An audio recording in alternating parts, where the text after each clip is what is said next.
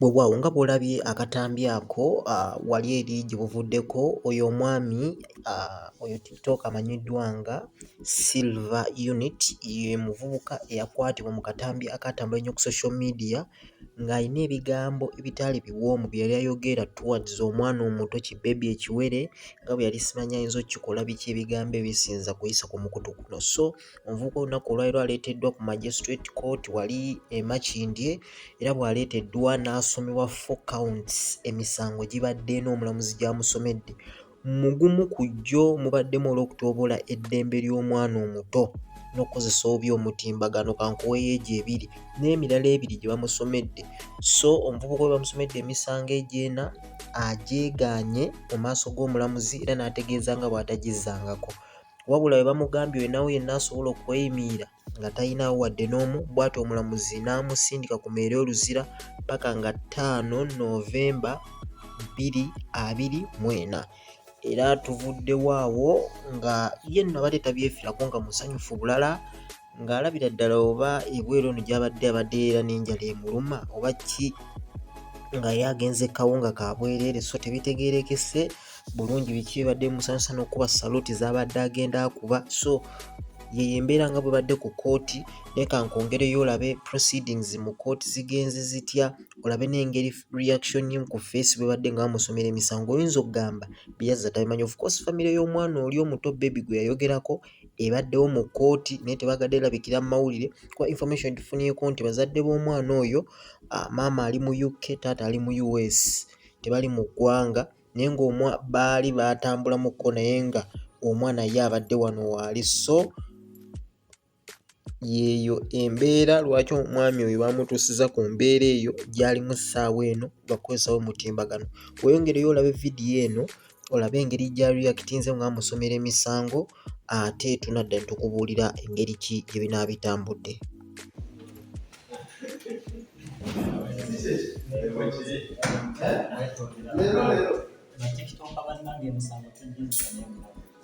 Era nze amawulire gembawo obubaka bwembawa oli akozesa ensobi nti muli ku kontenti bagenda basula muzibu nange bwemubaaso atugeze gwe maama w'omwana ono wandibadde owuliza kyasaawa ebbanga lyonna lyemberedde mu kaduukulu ebbanga lyemberedde mu kumera bannange enjize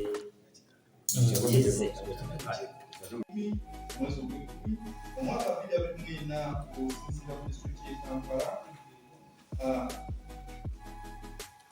mu bugenderevu mutima waddingana okukozesa omutimbagano n'otuusa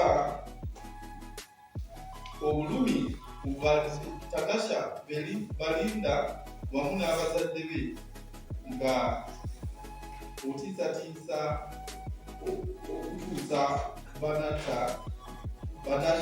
Tanasha Balinda obulabe ekyaleetawo okutya omusango okukkiriza oba nedda. Omusango ogwokusatu okuwa obubaka obujjudde obukyayi obuvunaanibwa omusango gw'obubaka obujjudde obukyayi oba kiyite hate speech okukontana n'amateeka agafuga enkozesa y'omutimbagano gwe walakira Peter ennaku z'omwezi 10 omwaka omwezi ogw'ekkumi mwaka 2024 era osinziira mu disitulikiti y'e Kampala wasaasaanya obubaka ng'oyita ku mutimbagano gwo nga kugendereddwamu okutattana n'okutyoboola ekitiibwa eky'omwana Tanasha Balinda. Omusango ogukkiriza oba nedda. Omusango ogwokuna okusaasaanya obubaka nga tokkiriziddwa walakira Peter ng'ennaku z'omwezi ya 10 omwezi ogw'ekkumi 2024 okusinziira mu disitulikiti y'e Kampala wasaasaanya obubaka ku Tanasha Balinda omwana omuto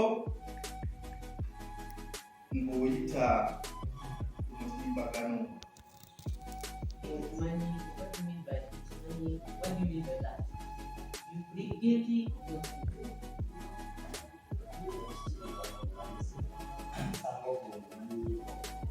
What do you mean by money?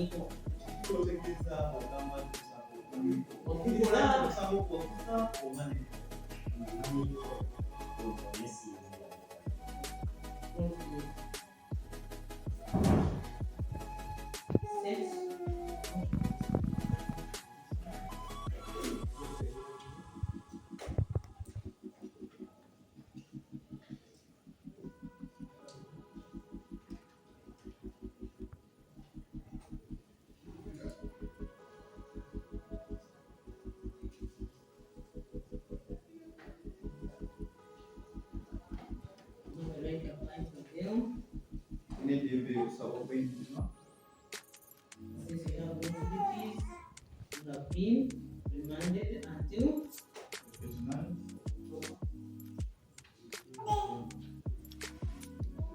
5th November.